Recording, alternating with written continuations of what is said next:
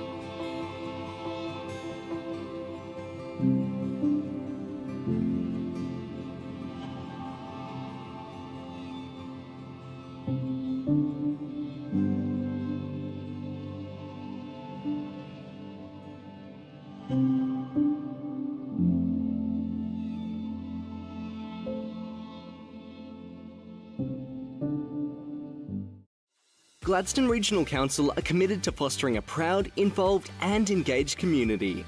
The Gladstone Regional Council Community Investment Program provides financial support to local community initiatives, projects and events which promote community connections, regional enhancements, community celebrations and community education. For more information on the Community Investment Program, visit gladstone.qld.gov.au. Gladstone Regional Council. Connect, innovate, diversify.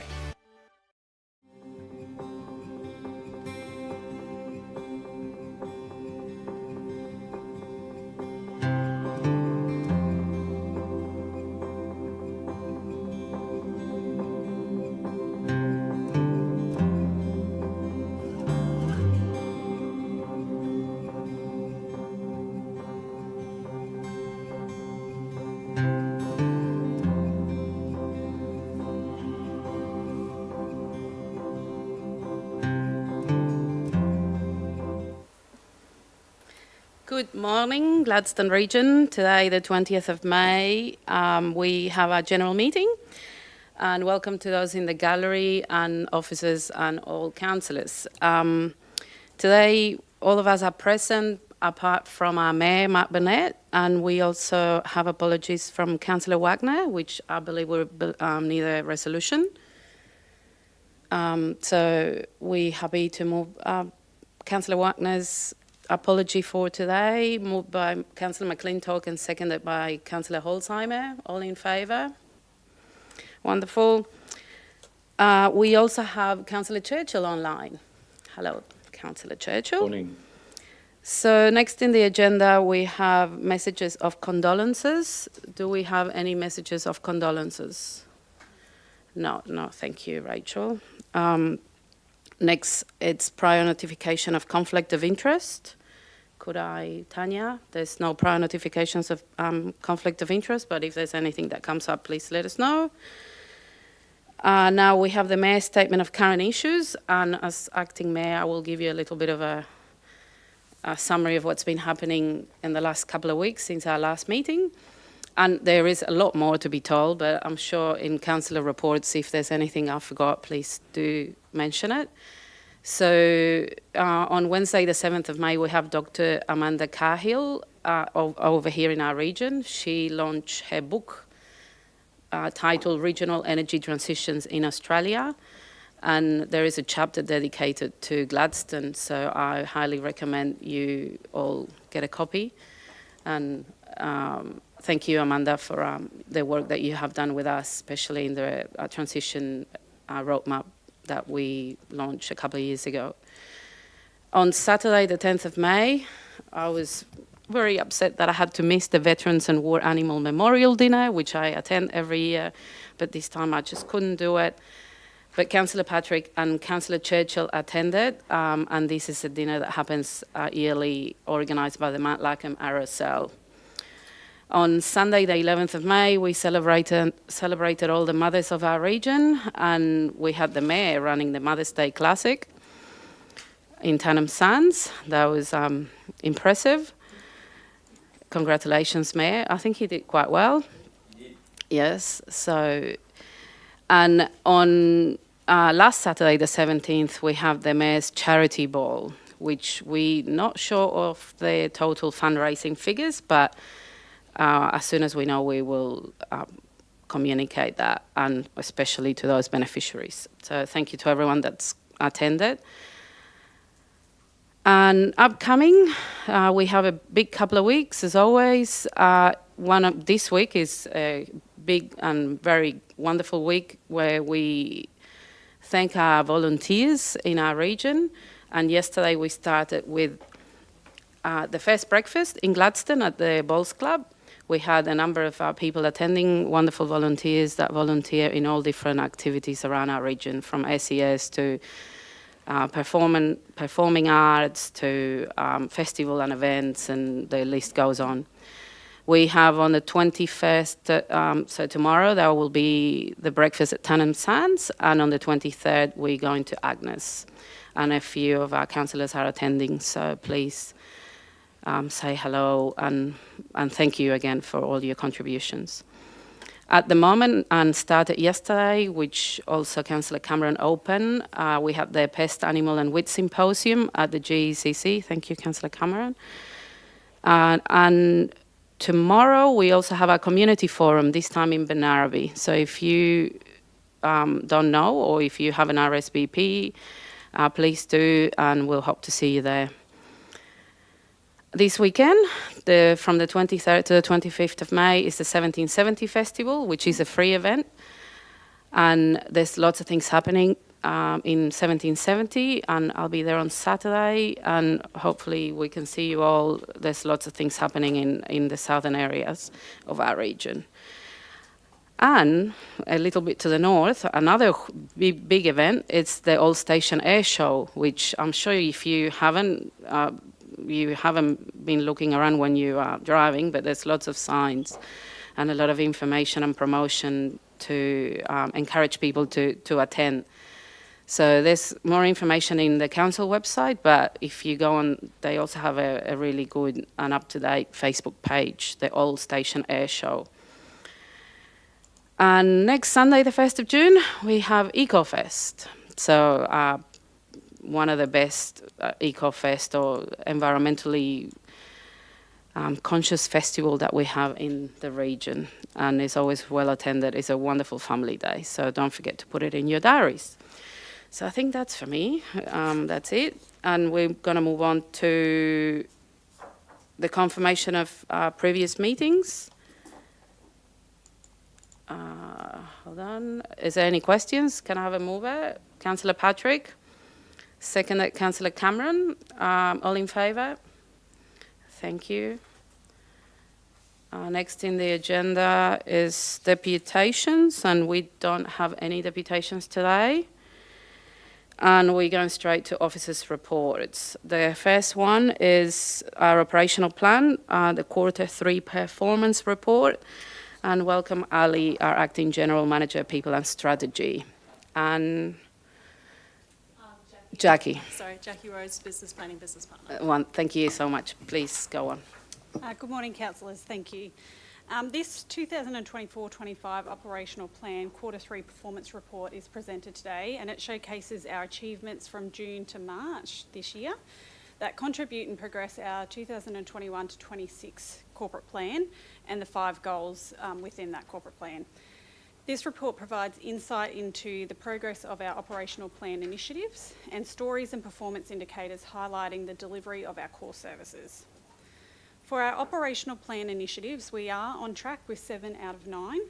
We have finalised the planning scheme review earlier this financial year, and we have one of concern this quarter due to procurement delays for making our employees' facilities safer and more contemporary.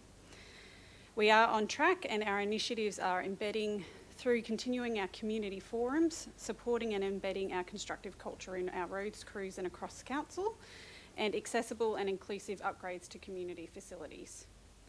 The Future of Fleet project is a carryover operational plan item and is on track to being delivered by the 30th of June and within budget.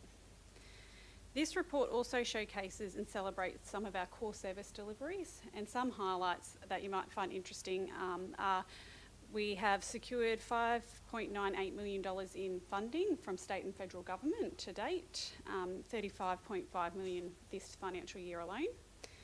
5,313 tonnes of waste has been collected from our curbside this quarter. 15.5% of that is recyclables. 4,635 attendees at the Mamma Mia Community Musical. We have delivered a safe footpath between Agnes Water State School on Donahue Drive and the Agnes Water Skate Park. And we have also seen our customer surveys measuring performance within all areas of our performance exceeding 85% in medium and high categories. And that includes things like our drinking water quality, waste and animal management. Once endorsed, we will publish this report on our website and share communications internally and externally. And I encourage everyone to view the full report and learn more about how Council provides value for our region. I present the 2024-25 Operational Plan Q3 Performance Report for your consideration and endorsement, and take any questions you may have. Thank you, Ali and Jackie. Can I have any questions, comments? Councillor Patrick? Good morning, ladies. Thank you for that report. Very comprehensive, lots of work happening within the business, so everyone is really working hard. My first question I had was just with our people, making employee facilities safer and more contemporary. I realise that there is supply issues with that. Just ensuring that we are making sure that our staff are being facilitated and making sure that they're being safe. Yes, definitely. We already have facilities in place for our people. This is about providing upgrades and making them more contemporary. So we have a good focus on that project right now and making sure that we continue to deliver that work. Awesome. The other thing that which is a really great outcome, which is being achieved through the business, was the water meters and the drop in the water. So just wanting you to explain to myself and to everyone in the gallery and watching on the live stream, what impact that water meters are having in a positive way for our region. Sorry. That's a great question, Councillor Patrick. Yes. I can provide some initial information. Sorry. So the smart water meters that are being rolled out enables our ratepayers to connect to them and monitor how much water they're consuming at the time. So they'll be able to notice when there should be lulls in water consumption overnight most of the time. So if there is spikes, it would indicate that there is a leak somewhere, which would lead to water loss and obviously increases the consumption and the bills that they're getting. But it also encourages people to look at water-wise and being smart with their water consumption, so that way they're not, if they're looking to save water where they can, it is a finite resource that they can do that. I don't know if Mark would like to add anything extra that I've missed. Yep, so thank you, Councillor. No worries. With respect to Mark, our... could you state your position as well? Yep, so yeah. Just for the people watching. Yeah, That's g'day. Mark Holmes, General Manager of Finance, Governance and Risk. Our advanced water meters are essentially, it's a multi-year project where we're upgrading our water meters, to, as Ellie said, to essentially to be tracked essentially almost in real time, and we're tracking that so people can track their water leaks through the My Water app, and that's what we actually are encouraging that action from our ratepayers to register for that app as we go along. Some real results that have occurred. Our Agnes Water and 1770 community have experienced a 30% reduction in water usage, just because of the proactive management of the system, but also identifying those leaks early, correcting those and staying on top of that. So that means we're not producing water that we don't need to. Happily we've moved through Calliope and Beecher. We're now moving into Clinton and working through that through June. So it's a multi-year project, but the aim is to essentially get every resident on those advanced water meters, and that way we can essentially be managing our water network more efficiently, and so can our ratepayers. Excellent, thank you.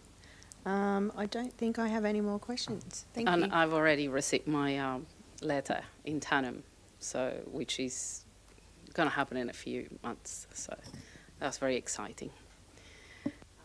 We have Councillor Holzheimer. You still want to ask a question? Yep. Great report. I think that it is a really valuable opportunity for community to see what business is being undertaken over the last quarter and to hear the stories, the successes, the wins and any challenges we've had. So my other, I suppose, accolade is that I'm really pleased to see that the fleet maintenance project has actually gained some traction and is moving forward, because that one has taken a little bit more work as well, and happy to accept the officer's recommendations.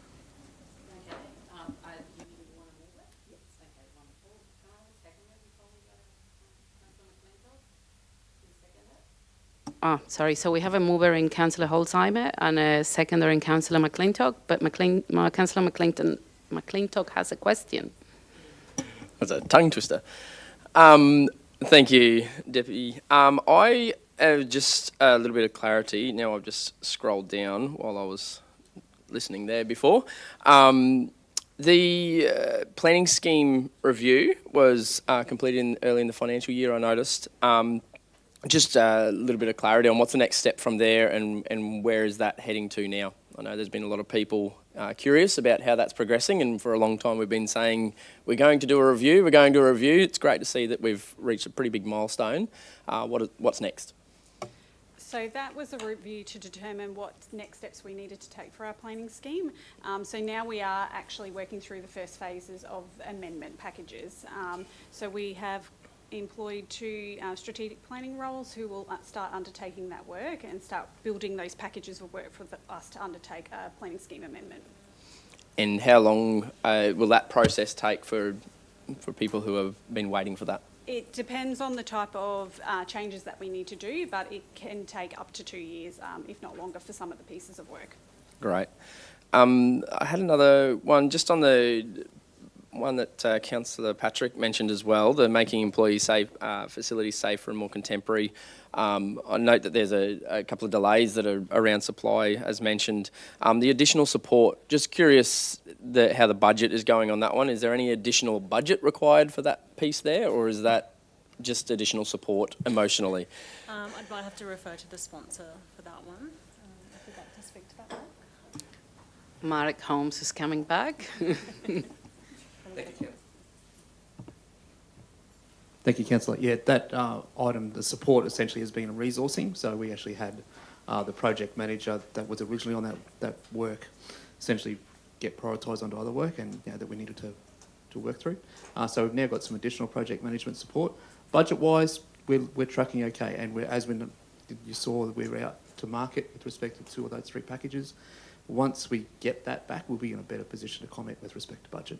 Brilliant. Thank you very much. No, really appreciate all the work that goes into this, and one of my favourite reports to get every quarter. Thank you. Councillor Cameron. Thank you, Talia. Just a bit of a question here. I'm looking at your initiative optimising maintenance delivery, and we say we're progressed 61% and the target is 61%. The budget is 2,137,002, and we've progressed to 999,710. That doesn't reflect the amount as being correct to me. This is one of the difficulties of when you're measuring things by progress, by monetary expense, because 61% of the budget in that particular case is 1.3 million, and we're only up to 997,710. And I know as you progress and get towards these initiatives that most of the income all happens at the other end. But how do you explain the difference in that?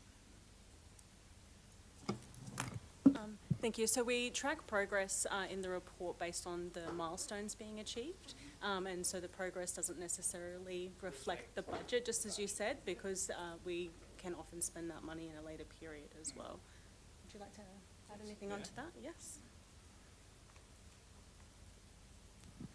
Mark Francis, General Manager Assets and Environment. I sponsor that project at the moment. Exactly what Jackie said, there's also been some invoicing delays from our contractor and our consultant that's working on that piece of work. During the period when this was put together and published, that now has caught up a little bit. So if you were to look at a month to date or a year to date just now, it would look a lot closer. But it is very much, there's lots of work that goes on that's not funded. It's within internal resources and within the business as usual, and that's a milestone that we're reporting on. Yeah, thanks, Mark. I mean, that's pretty obvious. I'm just looking for people, looking at these figures that you put out there is a little bit hard to sort of, make all those figures add up. So for people that read these things, that's what I was really after, was to explain why that percentage is not marrying up with the budget. So thanks for that. Thank you, Councillor Cameron. Any other questions? Councillor Patrick, yes. I'm just looking on page 12 of the report, and my question was about customer perception of performance. just wondering, with roadside slashing and weed control, how are we communicating with our community what we're doing effectively? Because I know that from roadside slashing, we kind of really are investing and doing a lot of work in that. How are we effectively explaining this to our residents and community? Because it just seems like that's a point where is an opportunity for us to improve on. It's a very good point, and we do need to think about how we communicate with the community out with this report about what they do. We are undertaking a piece of work next year which we're calling the Transport Service Plan, which is going to talk about the importance and the value that the community places on some of our services, which this is a precursor to, and as part of that we'll consider how we can better communicate forward plans of work to communities in their locality so they can understand when work will be undertaken and they can hold us accountable for that work being done. So that will very much be key to the service plan next year. Awesome, thank you. Thank you. I think we don't have any more questions or comments, so I think we had a mover in Councillor Holzheimer and a seconder in Councillor McClintock. Are we all in favour? Thank you very much. Next in the agenda, we have item 4.2. It's a new lease for the Matt Lackham Show Society. And we have Kylie Lee, General Manager, Community and Lifestyle, and Libby. I don't know your exact title, but if you can let us know, that'd be wonderful. Thank you, Community Acting Leasing Mayor. Officer. The Libby Catamol is Council's Community Leasing Officer and is doing a wonderful job in getting some outstanding leases through our process. So thank you. Libby joins me today as we table 3 new leases for consideration. The first of those is the Mount Larkham Show Society lease. So traditionally, Council enters into a licence agreement with the Mount Larkham Show Society over land at 52 Papinia Road in Mount Larkham. The Mount Larkham Show Society is looking to increase their activities, so more than just delivering the show, which is great news. So to support their future growth and their activities, we are recommending to enter into a peppercorn lease with the Mount Larkham Show Society for 10 years. Their additional activities include car parking and overnight camping. There's been no objections received from the community during the community consultation for the lease, and we recommend today to support a 10-year lease for Mount Larkham Show Society. I invite any questions. Councillor Davis. Thank you, Deputy. Thank you, Kylie, for the report. And yes, I'm very happy to move the officer's recommendation, and it's great to see, and I think this will be wonderful for them to move forward at the Mount Larkham Show Society, and hopefully it'll grow bigger and better for the region. Thank you. Did I see Councillor Holzheimer seconding the motion, or? Okay, can I get a second there? Are you happy, Councillor Holzheimer, to second the motion, and have Councillor Patrick next? Thank you. Good morning, ladies. Thank you so much for the report. Just a quick one. I do know, and it has been noted, that there was no feedback. Is that correct? Yeah, no objections. I just wanted to double check, just for everyone online and in the boardroom. I love the fact that the show is looking to progress. I think that's amazing, and looking at facilitating in gaps that aren't being serviced out there. Again, I just wanted to make sure that we have had some consultation with businesses or organisations that may or may not be affected by what is being proposed this morning. As part of the process of actually looking first at the land that they were looking, the lot, part of Ali's team and the environment team, they actually worked through a land management process. Mm-hmm. And part of that process with the department is to actually go out to public consultation. One of the things that the group is doing, they're not looking to compete with local businesses. It's Excellent. actually just an additional service that they're looking to provide when they actually have other events, not just the show. So they're very aware of that. And there was no there was no one came forward and actually had any disagreement or objections to it.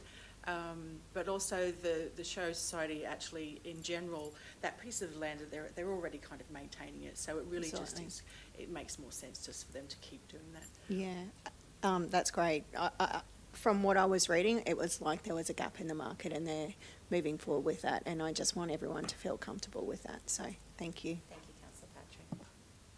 Thank you, Councillor Patrick. Sorry, I wanted to just go to Councillor Churchill, because I know sometimes it's hard being online. Do you have any questions or comments? Okay. No, I'm fine. Thank you. Thank you. So next I have Councillor Holzheimer. Just a quick one. What is the current lease on the rest of the showgrounds? And was there a reason why we didn't marry them up together at that time, or will we do that in future? So it's one lease, because that's creating more work for you guys if we leave it as separate leases as well as for the showgrounds. At the moment, actually, the major lot is actually not leased through council. It's direct between the Show Society and the state. So we just have the adjoining one. In future, we could possibly look at changing something down the line, but that would actually probably be a little bit more work for us to do than keeping it as it is at the moment. And the last thing we want to do is make your job harder than it already can be. So yeah, makes sense. Thank you. Thank you. Councillor McClintock. Yeah, just a quick point of clarification. This is obviously about the lease of the land. There'll be further the overnight camping, the parking, all those sorts of things. Does that require another process to go through for them to go through those hoops? They already have the approval with their licence agreement. With the lease, that it actually will be a clause within the lease that will discuss camping overnight, also animals on site. All of that will be in the lease. So it will be from up front, they'll understand what they have consent to do. Anything additional to outside the lease, they would have to come forward and request consent. And I mentioned that because I know historically we've had some challenges around camping in showgrounds and how we do that and manage that well. Are we comfortable we have sufficient practices or processes in place to ensure that people are doing the right thing with this? I think it's a fantastic idea. It's the people that abuse these types of things that really make it hard for us to approve and manage these type of arrangements. What do we have in place to ensure that it is overnight camping and we're not having big problems out there or challenges that we've had to overcome in the past? I wouldn't want to guess on processes. I know that there would be multiple reasons why we would be alerted to people doing the wrong thing, and how that information came to us would be how we would respond. Obviously through our local laws would be one area that things would come through, neighbouring properties actually witnessing things.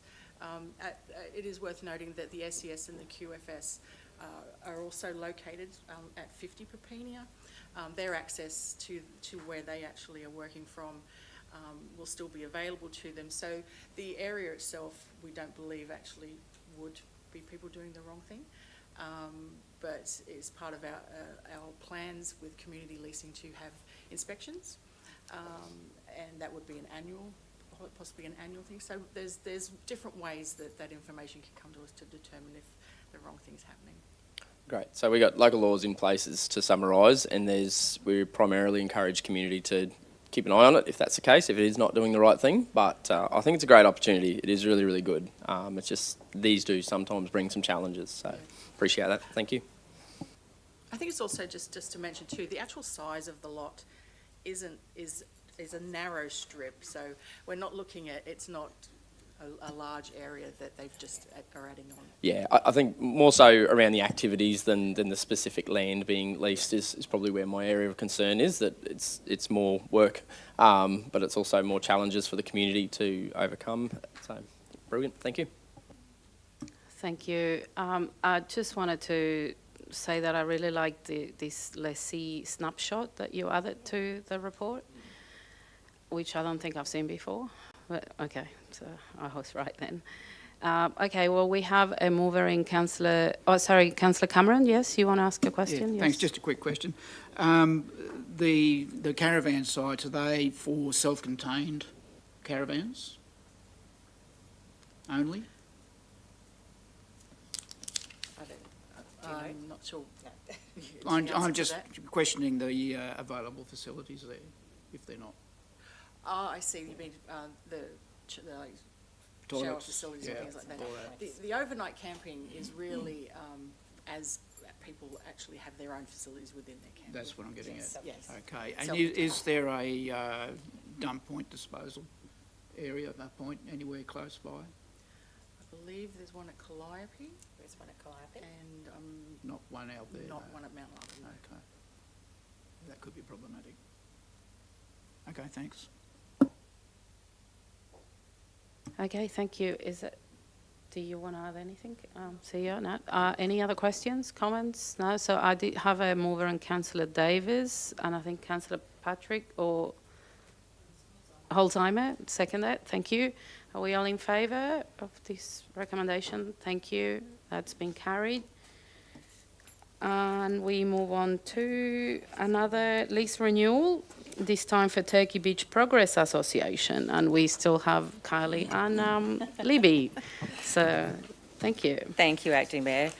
This one is a lease renewal with the Turkey Beach Progress Association. Council has had a lease with the Turkey Beach Progress Association prior. It has expired on the 30th of April 2021 and has been in a holding pattern since. This report is simply recommending a renewal of that lease for a further 10 years as another peppercorn lease of $1 per year, payable on demand, and this lease is consistent with our land use policy. So it's a pretty simple one, but I invite any questions. Councillor Holzheimer? Just a quick question. How long do we expect it to take for us to be caught up on the leases that are expired? Because it seems that there is a few, and I know you guys are working really hard on it, but do we have a target time frame for that? Libby is working furiously to process these leases. I'm not going to take her thunder, so I will pass over to Libby because she does have all of this under control. So Libby, did you want to talk about the progress to date and what we've got left?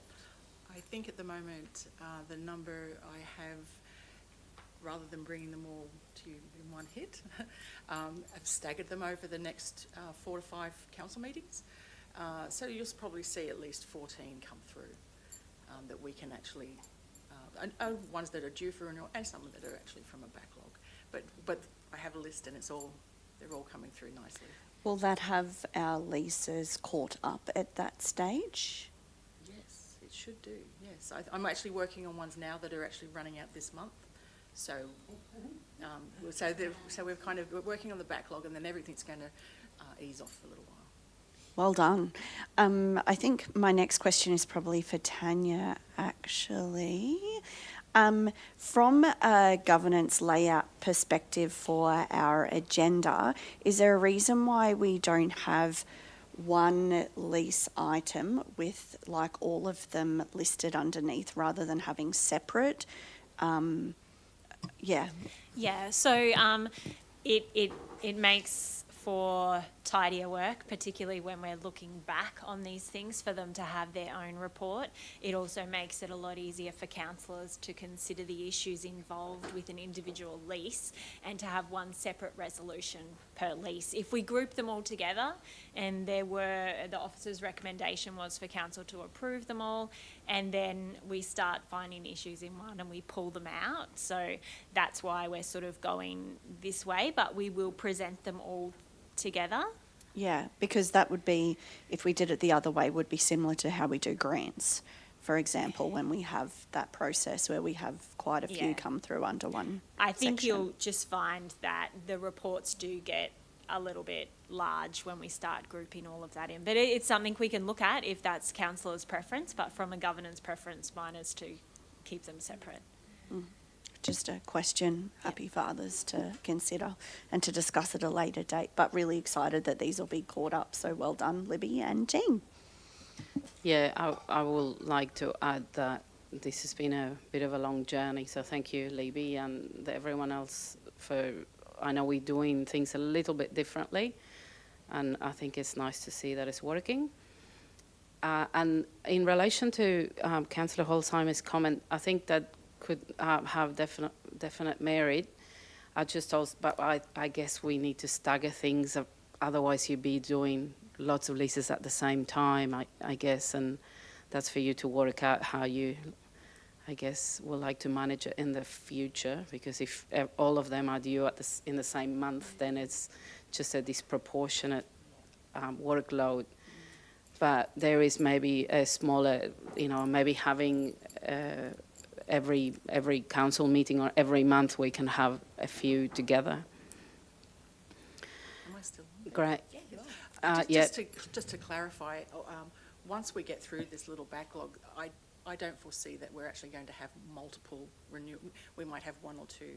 We're not going to have a list of them, so that shouldn't actually happen in the future. Would it be fair to say that, I guess, if we have too many that are 10 years, they're all going to be run in the same 10 years? So, yeah. So I get, hopefully we can be a bit more proactive and not wait until it's expired to have a new one. That'd be wonderful. We have Councillor Churchill next. Thanks very much for that, Chair. Just a point of clarification, and thank you, Libby, and to others in getting these ones resolved. I wanted to ask on a point of clarification, but before I do, I think we also need to understand the implications that come in relation to these volunteer community groups when any type of legal document, and I've raised this previously, whether it be the lease agreement or any other types of agreements, the impact that it has on volunteers, because they have a sense of feeling that they're in some sort of awkward position legally if they're continuing, whether it be the Turkey Beach Progress Association or any others. And I understand the reasons as to why there's been a delay, but this one specific and others, it's literally 4 or 5 years, and volunteers are extremely difficult to attract into community-based organisations. And if for whatever reason they feel that they're going to be subjected to any type of legal or litigation as a result of their volunteer capacity, I think we need to be very understanding and empathetic in these circumstances. I did raise it many years ago when it was in relation to, I think, the Barora and Pony Club, and Rosedale, I can name a few of these. I'd like to get an understanding and a clarification, because I had requested that they have a 12-month leniency at the expiration of their lease or the legal agreement. But I read in your report today that they have been in a holdover status. So are you able to explain to me and to my colleagues and perhaps those that are listening in, what does a holdover status mean? What's the definition of a holdover status? Is there no statute of limitations? Is it forever and ever? Or is there a specific time? And is it relevant to any of our policies or legal agreements that we have with these volunteer organisations? Do you understand my question? I think that goes to Tanya. Yes. Councillor Churchill, just to confirm, holding over just acknowledges the fact that the lessees continue to occupy the land on the same conditions as they did when the lease was in place. So it's an ongoing contractual relationship with the two parties going forward. Yes, it's true technically that under a holding over, either party could terminate that lease. That's not council's practice. And I know that Libby and her team and every officer that's come before Libby has done their best to assure the lessees that that is the case, and it's by no means council's intention to oust them from the property. It's just a simple fact of the workload involved in renewals and where we can direct our resources. All right, that sort of explains it, but is this written into the agreement? Is there some level of acknowledgement of those specific points that you've raised today in relation to their agreement? Because, and look, I totally understand, and as I said before, I'm empathetic in trying to get all these legal agreements in place, but when we're dealing with legal agreements, they can be subject to different interpretation, especially by legal eagles and barristers. So while it's been a long time coming to get to where we are today, and I applaud the efforts of officers to get it and those community groups who've been extremely patient, sometimes history does repeat itself. And I wouldn't like to think that we would be in the same state of play in 10 years' time or 11 years' time when we go to renew those agreements at that particular time. So can I understand that the handover principle, we'll call it the holdover principle, is that written within the agreement, or is that interpreted clearly by the community groups? Councillor Churchill, many of the leases do include a holding over clause in the lease that expressly states that the lessee continues to occupy the lease on a month-to-month basis on those terms until either party terminates that lease. So many of them do. Some of them don't, at which stage they generally get a letter to say that, you know, we're working through renewing your lease and we confirm that you can continue to occupy this land on the conditions of the existing lease. All right, lovely. I'm satisfied with that. Chair, I'm extremely happy to move the officer's recommendation, and I thank the officers for finally getting this to the agenda. Greatly appreciated. Yes, thank you, Councillor Churchill. I know how much you support the Turkey Beach Progress Association. And I have to say, I love whatever it is that you got going on your screen, like a wavy situation. So thank you for that. Can I please have a second there? Councillor Davis. And I think I still have a question from Councillor Patrick. No, my question has been answered by my fellow colleagues, so thank you very much. Yeah. Any other questions or comments?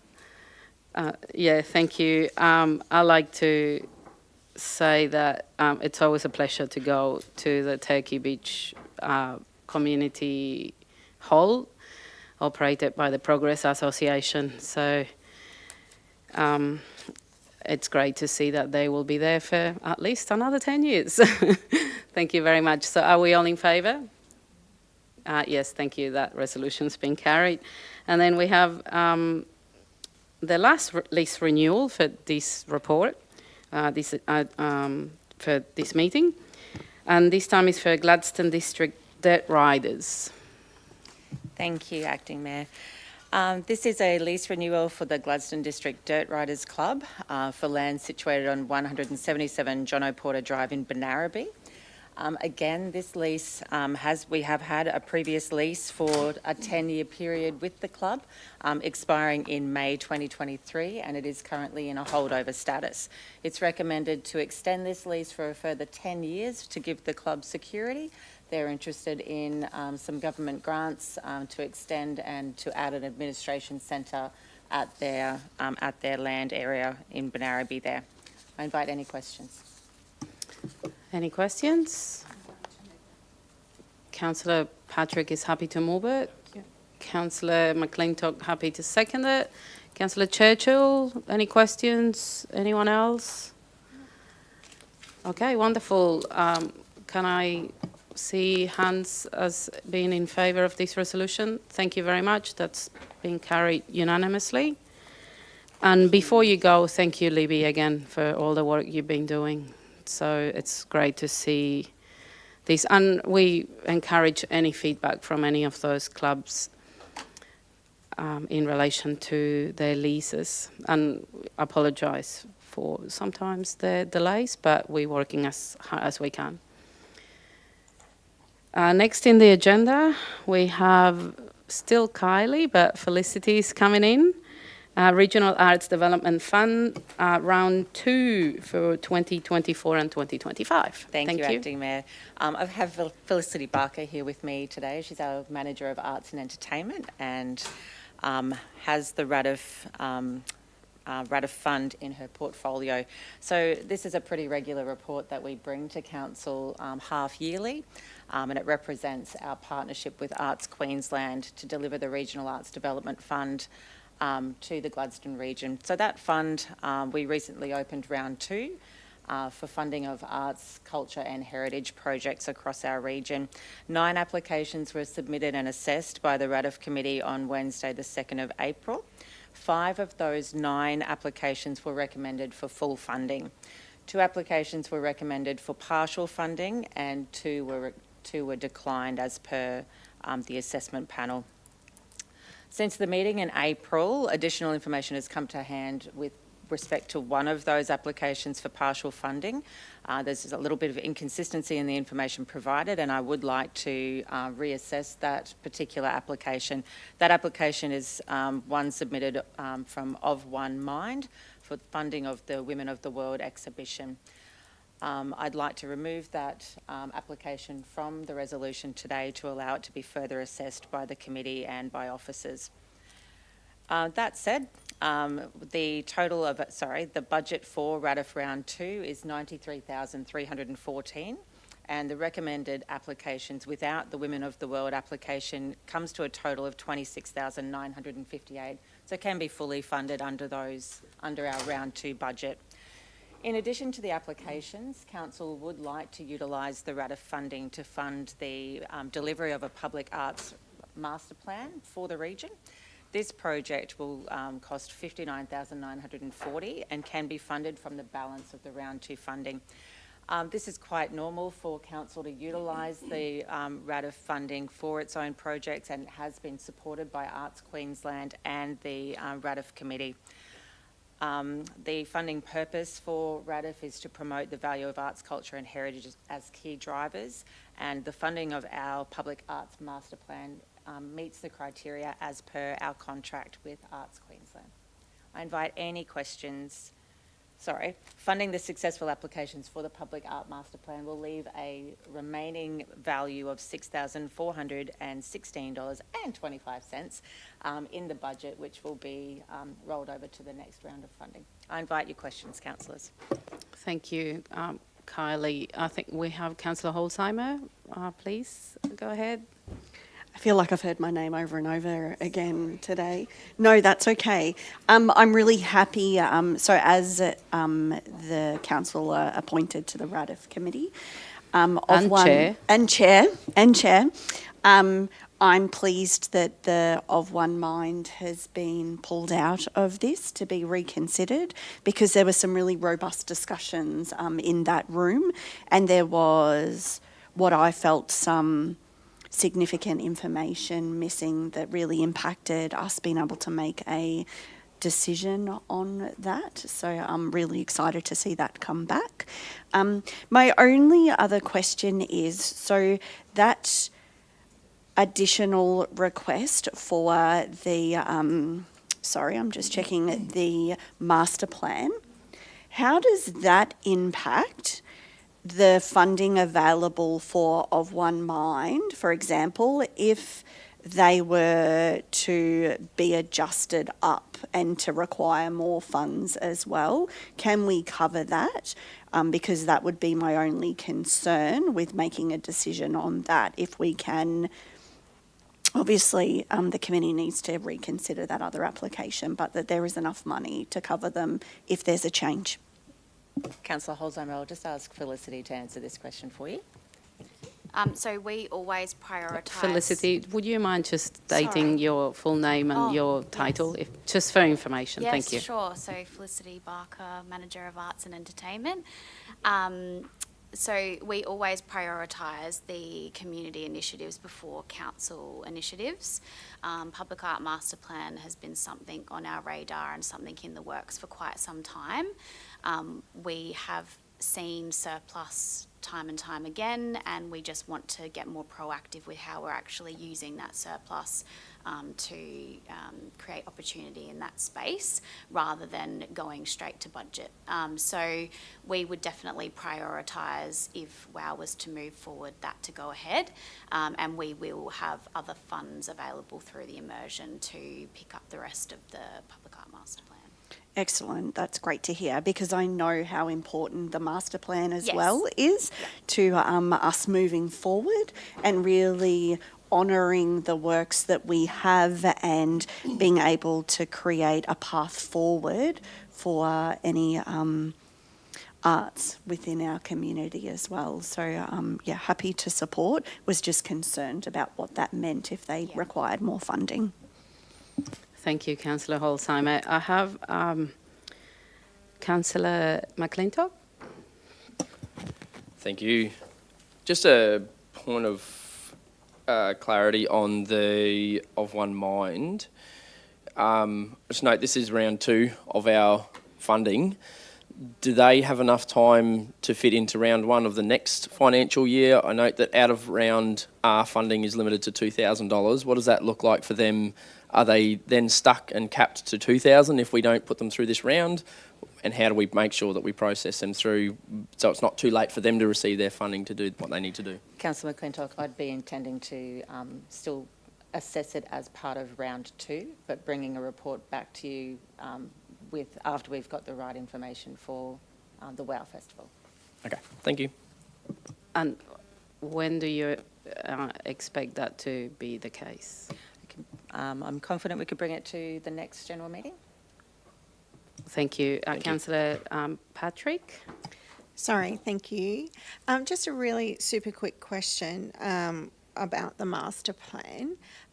If we were to allocate this funding, is the master plan, just so I understand, is that all done internally within like GRC, or do we have specialists within the field, locally and broadly, in consultation to make this master plan? I'm going to hand over to the master of the master plan.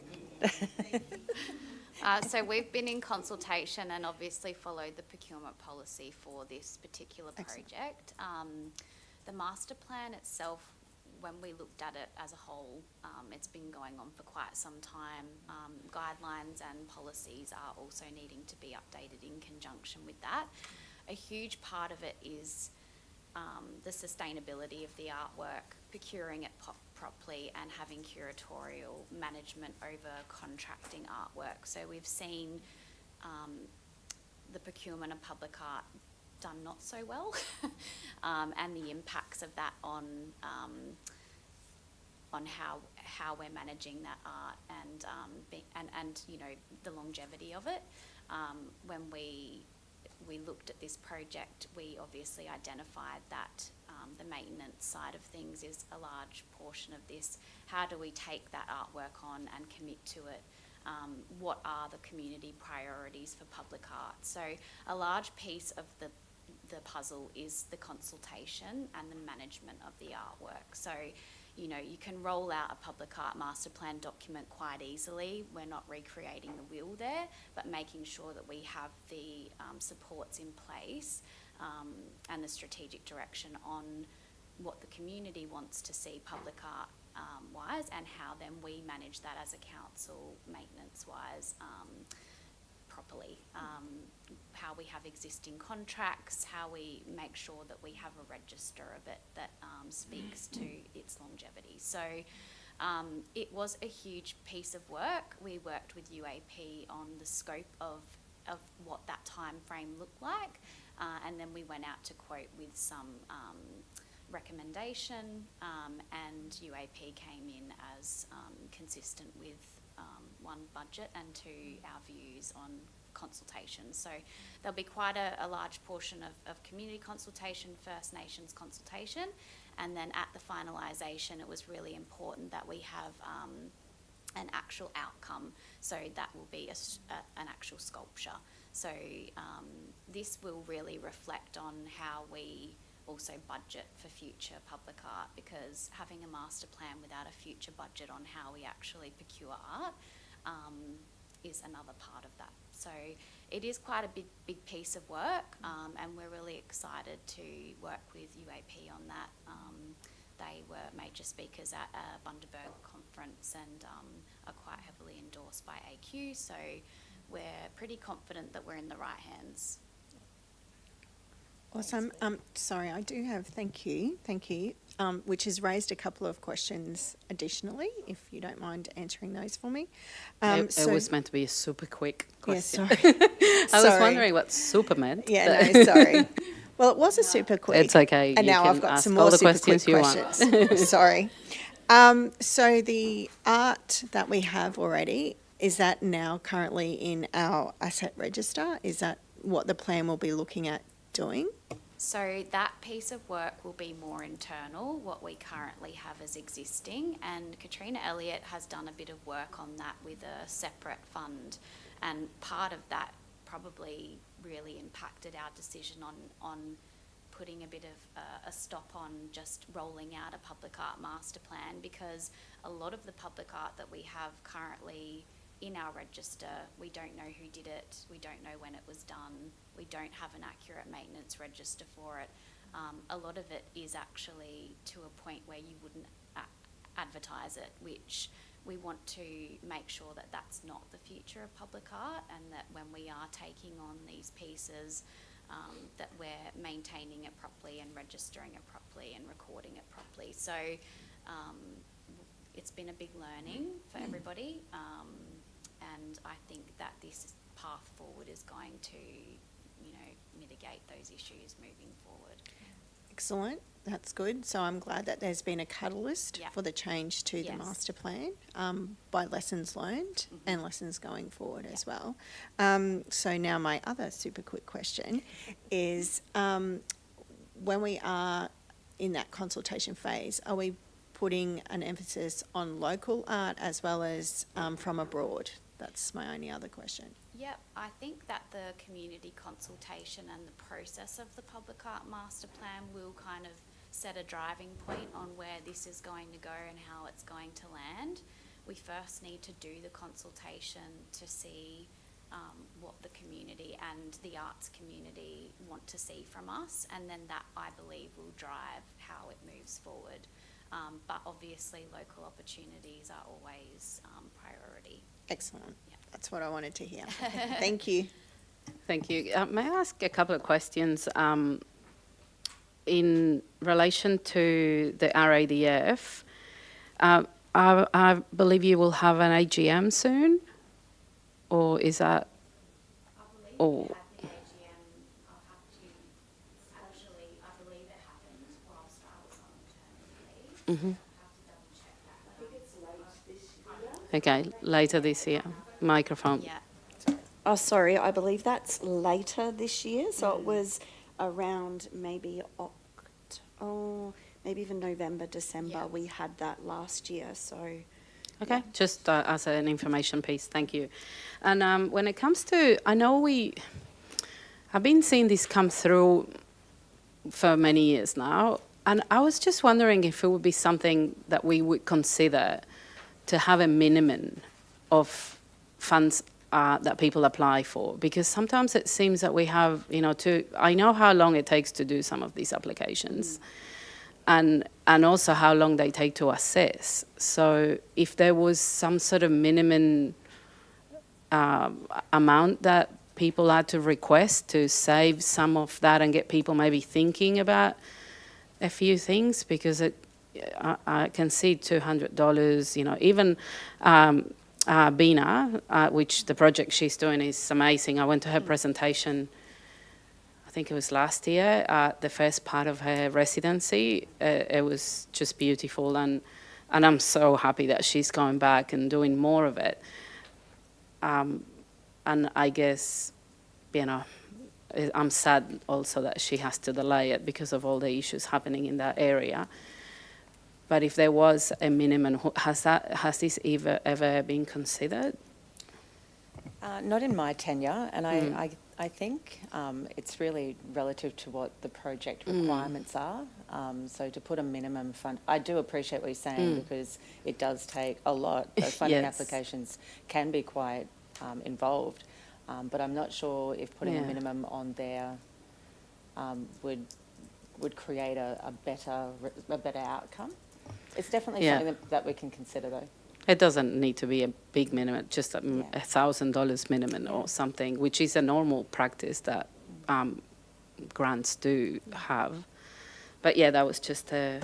Can I Yes, as well please. for that? Yeah. I know that the team has done a lot of work on the governance processes that sit behind, and there'll be some upskilling.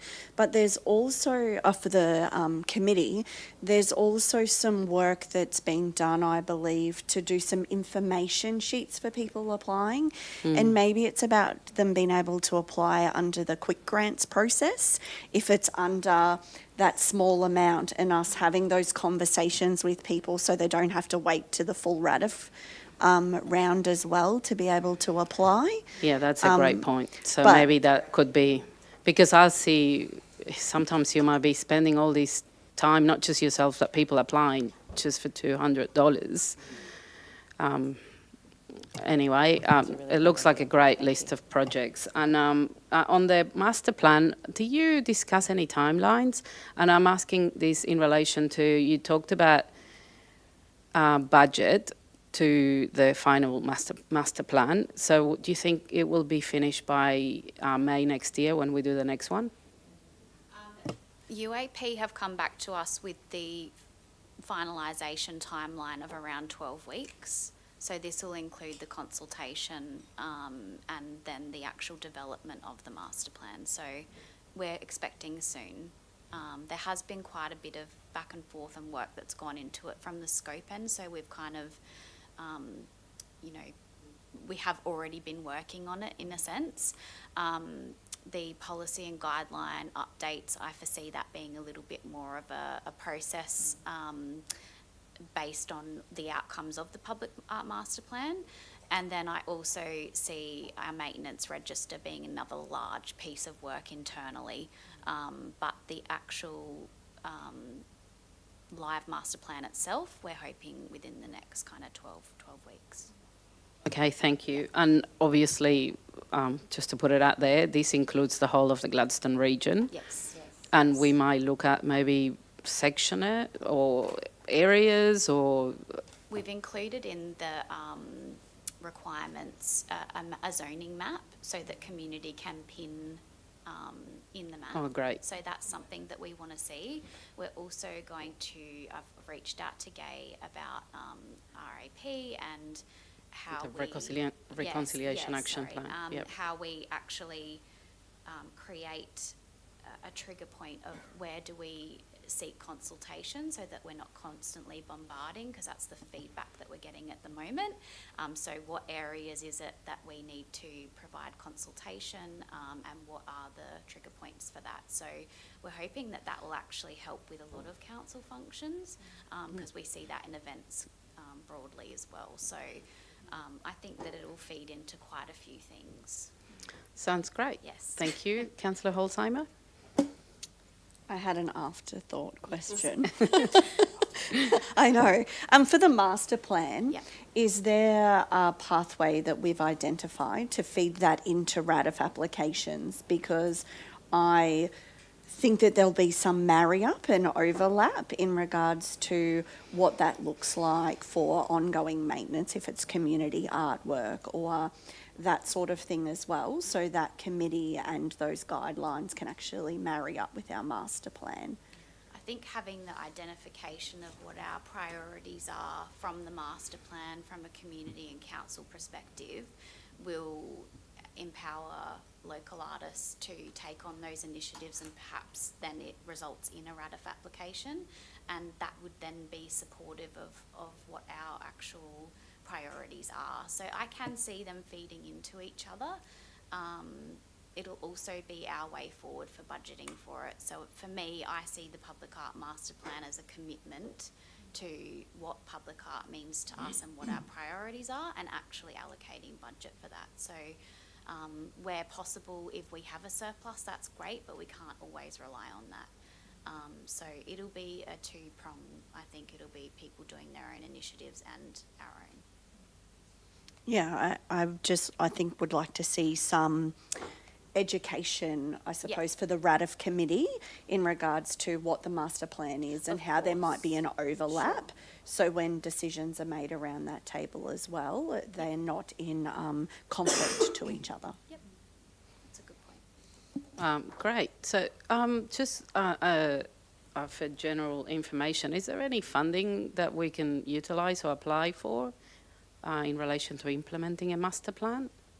Well, we're accessing RADF for that. But the implementation part, or we do have an immersion fund that we can access, and we obviously, it's great to have access to this, but community priorities come first. So we did know that if this went to full funding, that we would have to source elsewhere. We were prepared for that. I think we really have to do the plan before we know what the rest of it looks like. Yes. Yeah. No, it definitely makes sense. Once the plan's completed as well, we will provide that to our strategic grants specialist as well. So they'll be able to actively seek grants that could help us outwork the plan. Sounds great. So do Councillor Churchill, Councillor Cameron, Councillor Davis, all good?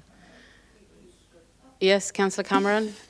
That's good, I asked you. Mayor, yeah. No, look, there's been some community concern about the application here for the Heart of Agnes Community Association as to their capacity to deliver and whether that organisation is going to continue. Has anybody heard anything contrary to that?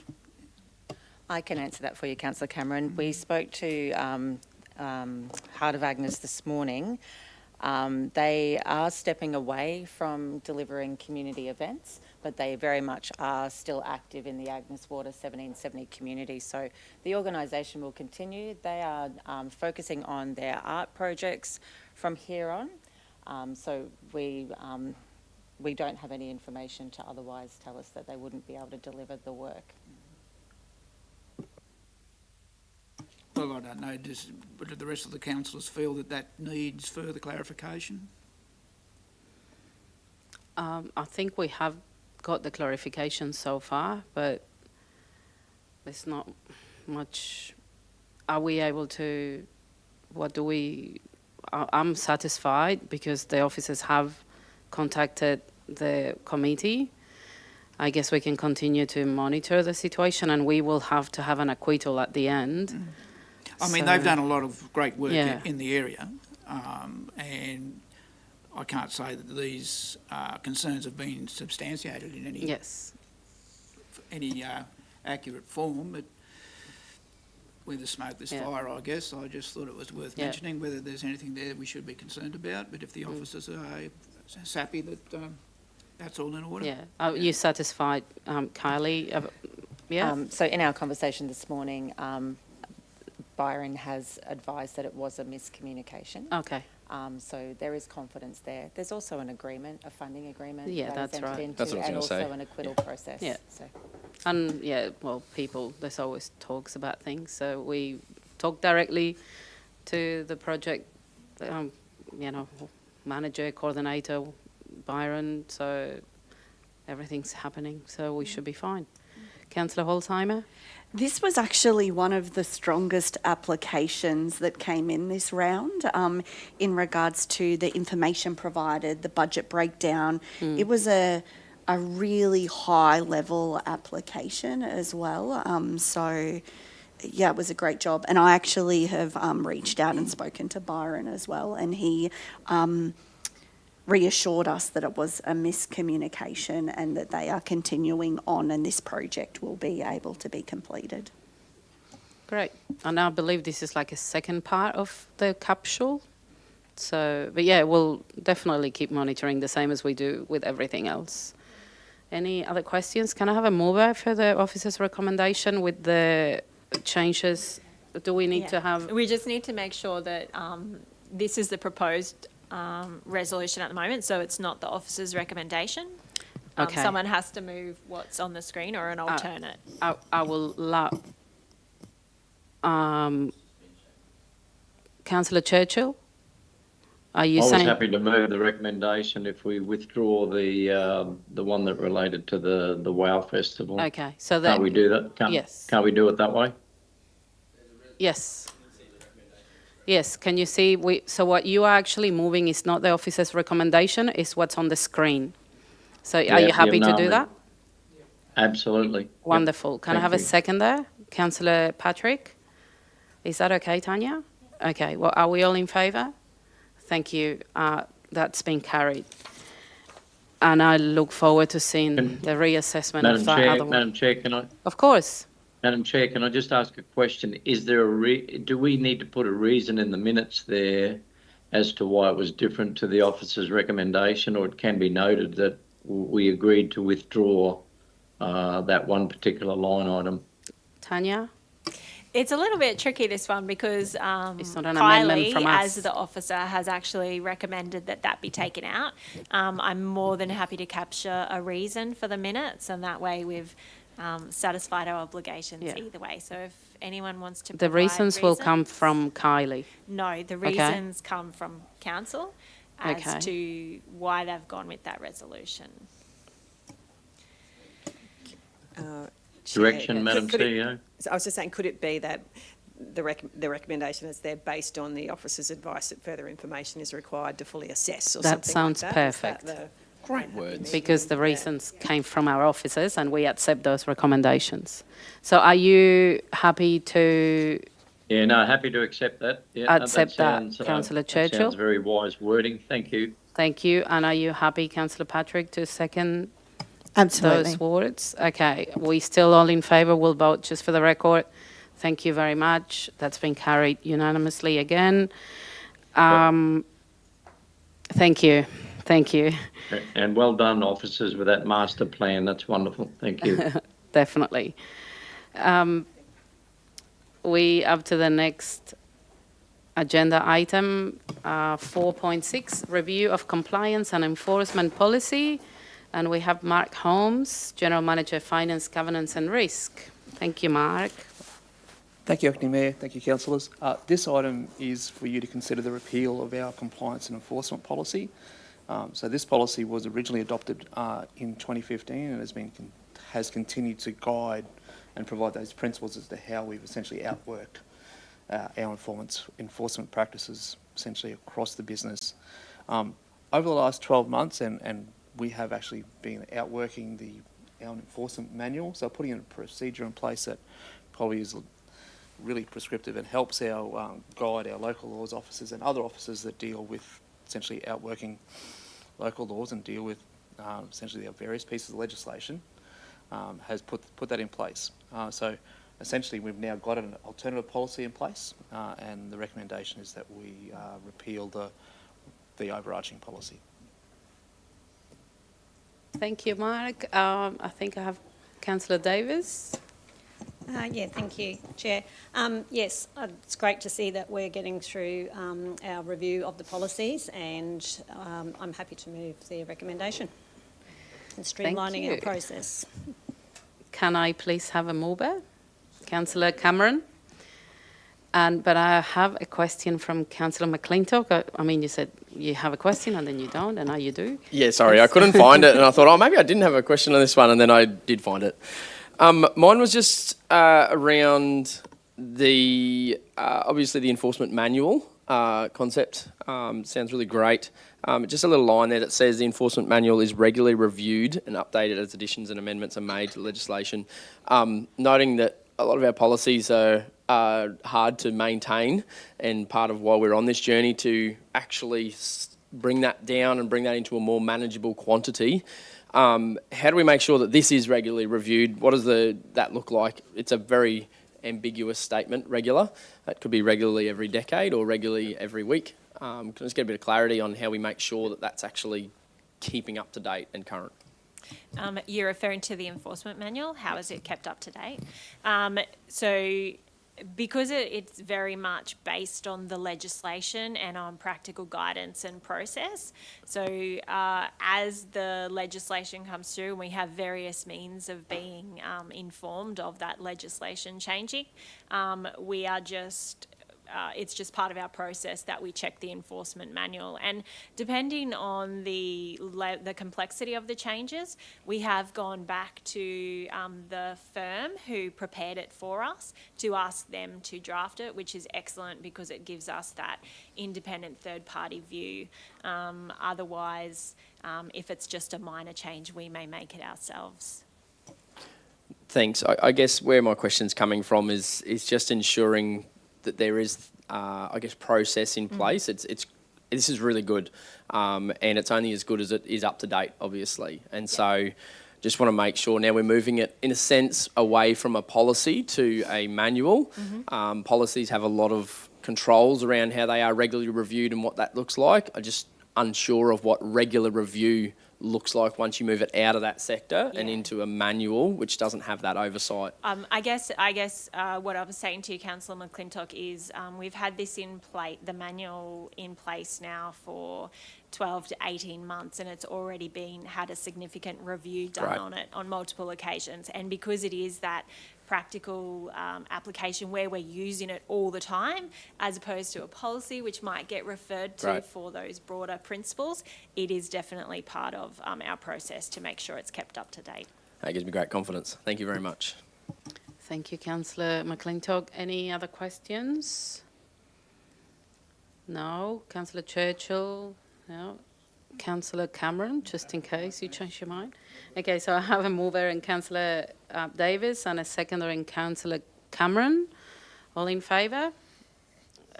Thank you, that's been carried. And we are up to the last of the officers' reports with the monthly financial report for the period ending the 30th of April. And we will have Mark again taking us through it. Thank you. Thank you. This item is to review your essentially monthly financial report as at the end of April. This incorporates a comprehensive review of and essentially forecasts that we've done, which is really done in alignment with our budget process. So when we go through to prepare our future budget, we go through and essentially we need to understand where we're going to finish the current year. So that's really incorporated into the Q3 forecast. You'll see as a result of that, the overarching position that results from that is a surplus of 4.7 million. There's a number of changes that and essentially updates to position that reflect that. Some of the bigger pieces of that I'd like to call out is we certainly have note that we have received, whilst not received in this financial report, we received in early May, and we've got incorporated in time for this report, the income tax equivalents from the Gladstone Area Water Board that were just around the $8 million mark. So that was a little bit more than we anticipated. So that's a variance of $4 million there. Also favourable was our interest receipts from QTC in terms of just having those higher cash balances. So certainly we're expecting a decrease in those in the next budget, but they've been certainly quite favourable through this financial year. As well as we've had certainly our fees and charges for particularly our building and development activity has been quite strong throughout the financial year. So that has an uptick of $2.1 million during the forecast period. There's also, they have been offset though through essentially some essentially revisions, particularly with respect to some of those assumptions we make in our employee costs.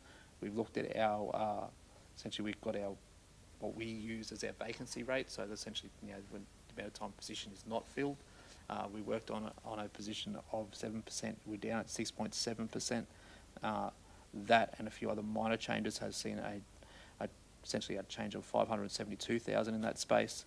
Also a change of 167 in leave entitlements, and certainly we've had some significant issues in some of our plants, particularly for our sewerage areas. We've had some overtime, and that's seen that overtime budget go essentially been forecast up by 261. We've also updated our consultant spend. That's in a net favourable, but essentially there's pluses and minuses there based on the various activities across the business. Our external legal fees, that's has been, we've had a number of planning environment court matters this year, as well as some compliance action, as that has seen essentially an increase by 360 in this forecast. Pleasingly, we're getting towards an end of those legal actions, and none are currently forecast to whilst we've got 5 current actions, none of them are currently forecast to move towards essentially court at this point. So, and it's when you go to that essentially that court and engaging the experts that's where you incur those fees. Certainly, with respect to our waste disposal, there's been some increases there just with respect to working through the escalations with respect to CPI and the others that come through from those contracts, as well as an increase there with respect to the use of the Gladstone wastewater treatment plant for the Yarwun wastewater trucking. So essentially we're still doing a manual process there, and we essentially have increased trucking costs and increased disposal costs. With respect to our capital spend, we're sitting in around 70 million at the moment, at 76. Our forecast is very close to budget, so we've anticipated to come in at 108.9 as compared against the budget of 107. There's still a lot to go, so we've still got essentially $32 million there of our forecast spend across those last 2 months. But what certainly traditionally we spend a lot in those last two months. Generally, we've got a lot of projects out to market and a lot of projects in action, so expected we'll go very close to that budgeted figure.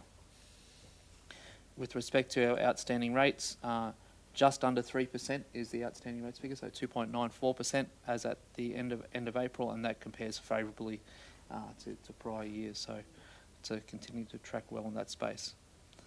With respect to our ratios, all are on track at this stage, and certainly we've got. And whilst the operating surplus, when you look at the graph there, is performing low, that's our current position. But we do have a number of pieces of significant revenue, and some of those, as explained, we have received in May, and that they will push that figure very close to that operating surplus position that we're sort of forecasting of just 4.7 million. But happy to take questions. That's really good. Thank you, Mark. It's great to also have your report at the same time as the operational plan for those ones that want to do a bit of light reading before going to sleep. It is very important. If people want to find information, it's all in here. So any questions? We have Councillor McClintock. Thank you.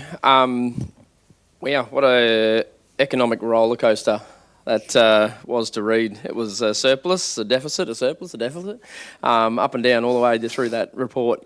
Really, really appreciate the in-depth detail that was included with this. Just a couple of points of clarification. I'll try and find my spot here. You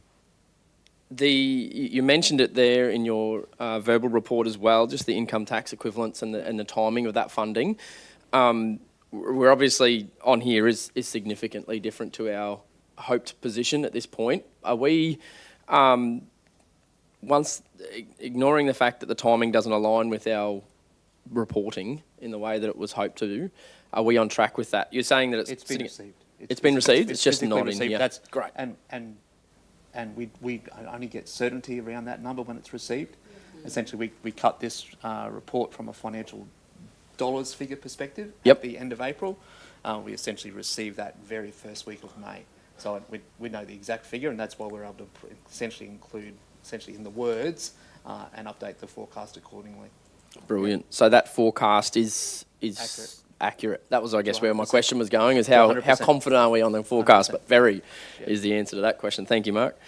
The only other thing I wanted just a little bit of clarity on was, not to sound like a broken record, but down in the overtime section here, I know we've had a lot of past conversation. I won't go over old ground there, but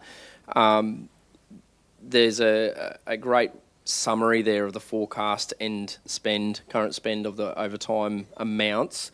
It is a considerable amount over budget. Just wanting some clarity, perhaps, Madam CEO, of what's happening to help clarify or, I guess, give us more confidence next year that we can stick to our budget. Are there changes that have happened? Is there circumstances that happened across the year that we've identified now that are leading to that significant adjustment? Thank you, Councillor. We did identify that our budgeting was not in line with actuals from previous years, so that's the situation we're in this year. So when we've been building our budget for the next financial year, we've been looking at year-to-date actual spend as well as the budget to address those errors that were probably made. And there is some unusual work as well in terms of the state of some of our assets, and particularly in water treatment, wastewater treatment, that we're having to respond to, which has had some increases. But essentially the underlying reason for the variance is the way the overtime was budgeted, not based on actuals from previous year, but on budget. So just getting that more aligned is what we've endeavoured to do for the next budget. Excellent. Thank you very much. I think that'll do for now. Thank you. Looks really strong. Thank you, Mark, for all the work that's gone into it. Any other questions? Councillor Patrick? It's not really a question, it's a comment. So much work goes into the moving parts of the budget with our council, and I just really wanted to emphasise it is really hard to get to a surplus. It's really hard, and I really just at this point, I know we're not over at the end of the financial year, but really do applaud the work that goes in from every team member from the ground up in achieving a surplus budget. There are lots of councils that are not in this position, and it is only through hard work, good management and good planning that we are in this position. So thank you. Thank you, Councillor Patrick. Can I have Councillor Churchill, Cameron, Davis, everyone's good? Can I have a mover? Councillor Cameron. Seconder, Councillor Holzheimer. We all in favour? Thank you. That recommendation's been carried. Thanks, Mark.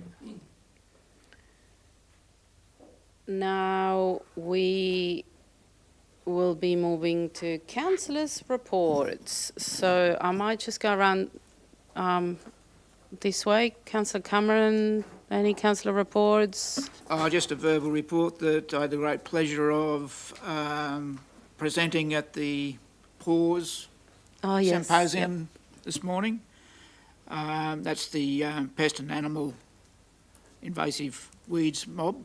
And they're celebrating 50 years of their association with this symposium today. So that's people coming in from all over the place to network and share their insights and collaborations in how we address pest management.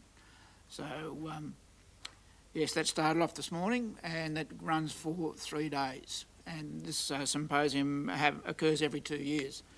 And shout out to Jamie Petrie from Gladstone Area Water Board, who is our president of the GPMC, our Capricorn Pest Management Group, who was a driving force who actually made application to get this symposium here today. And of course it's in our wonderful GEC. So great start. Thank you. Definitely. And I hear reports that there's no accommodation available anywhere in Gladstone at the moment. So that's great, but obviously also more opportunities for those people that want to go into hospitality. So, and that only is a testament to how important our entertainment centre is. Councillor Davis? No, nothing. Thank you. Councillor Holzheimer? Just one event that's actually happening this Friday, which is A Future for You. It is a disability forum that is around, this year's theme is A Pathway for Young Adults, and is about presenting options for young people with disability in areas of volunteering, higher education and employment. It's been run by Parent to Parent. GRC is one of the sponsors as well, and that will be run out of the Phillip Street precinct. And it's a really good opportunity for people to connect to other services or opportunities out there for young people with a disability, for their families, carers, other service providers. So it would be great to see more of the community involved as well, and to come on down if you are interested to learn more about how you can either support young people with a disability with volunteering employment or education, or are a family member. Thanks. That's great, thank you. That's this Friday in all day, actually, or well, at least all morning. All day. Great. Councillor McClintock? Yeah, just busy couple of weeks, actually. There's been a lot going on. But one thing that I note hadn't been mentioned was the Hydrogen Grand Prix that happened late last week. And a number of schools from around the region and abroad all collected to race little cars around in circles. It was chaos and carnage and all things fun. And we had a great time up there watching what the kids have been doing, not just over the last few weeks, but months and months and months of learning how the hydrogen energy works. They also put their cars together, they do modifications, they program them, they talk about telemetrics and all sorts of things that I didn't understand what they were talking about. But I was just really, really impressed by the level of education, the level of interest, the level of, I guess, progress that our schools had invested into this, and the amazing work that was happening in all of these students, and the amount of education they didn't even realise they were getting because they were having too much fun doing it. But congratulations to Faith Baptist who took that out again.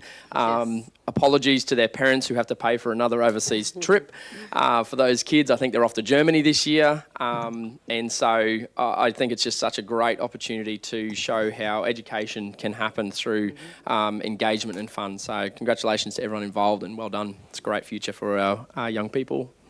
Thank you, Councillor McClintock. Definitely.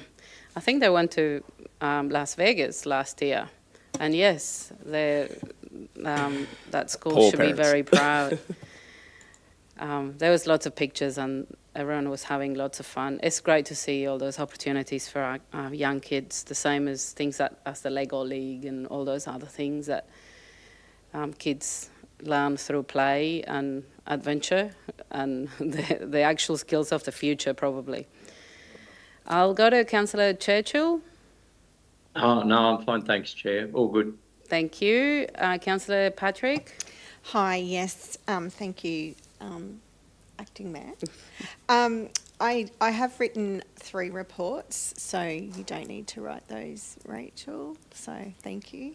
You can save your little fingers. I just really wanted to extend on what Acting Mayor Natalia Muscat said about the Mayor's Ball. I had the great privilege of being the Mayor's representative on the committee, and it is a lot of work, and it takes many, many months, more than 12 months, to pull that event together.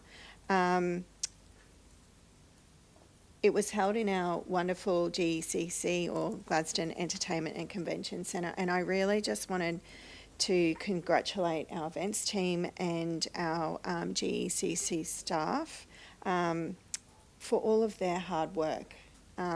It honestly is so much work. Their attention to detail and their professionalism was really central to the success of that event. I also wanted to thank the 3 organisations who are the recipients of this year, Cogsy, Zonta, Club of Gladstone and Tannum Sand Surf Life Saving Club, for all of their hard work, and I'm sure that the monies raised will go to very worthy projects for them. I also really wanted to thank everyone who attended, contributed or sponsored this biannual event. Your help and support creates meaningful change and reinforces the strength and the kindness that exists within our community. And I think that is really, for me, the highlight. So just really wanted to share that experience with everyone. I also wanted to reflect on attending the Mount Larkham RSL Sub-Branch Veterans and War Animals Memorial Dinner. It was the first time that I had the pleasure of attending that dinner, and I was taken captive. And blindfolded. I'm glad they did that. Yes. I wasn't expecting to be blindfolded and being taken captive, but it was a lovely night and a lot of good fun, and I am really pleased that I was able to play my part in raising $500 at the night for the sub-branch. So again, I just wanted to thank all the hardworking people involved with that really beautiful event, and thank the sub-branch for their actual kind invitation to me. Lastly, I've just wanted to reflect on the community safety cafe that council ran down at Tannum Sands. This cafe was actually really timely for that community. We in Boyne Tannum had experienced many break-ins with businesses down there, and this was actually, as I said, timely, because it actually gave comfort to the community. That person has obviously, well, it's been reported on the news that that person who had committed those crimes has been caught, but it was timely that we were down there having the police service, women's health and our neighbourhood team down there, just to give some comfort, reassurance, and that community knows that everyone involved is working collaboratively for better outcomes for our region and to keep our people safe. So, thanks. Thank you, Councillor Patrick. Just to close, I also noticed that we had Coxie's Career Expo the other day, which was very well attended. I think one of my children might have gone. And again, another example of all the opportunities that our community keeps providing to our young people. So personally speaking, I'll be going to the CQ Rock meetings this week with our CEO, Lisa. And then next week, I'll be most of the week in Brisbane at the Local Government Disaster Management Conference, as I am now the deputy chair of that group. So hopefully doesn't get activated, but we always have to be prepared. So thanks, everyone. Thank you, officers, Rachel, for always being there for us, Tanya, our CEO, and happy Volunteers Week. So with that, I will declare the meeting closed. Thank you.